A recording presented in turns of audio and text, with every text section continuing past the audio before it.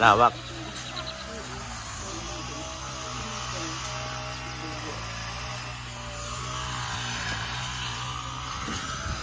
Ito po yung guys, ito po yung lugar ni Kaamoyong.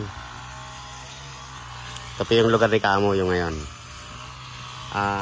Future. Ano, iba ba yung future o present? Ha? Future, no?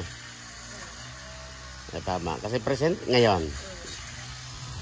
Pero, present na rin eh. Kasi, ito yung lugar ni Kaamoyong na present.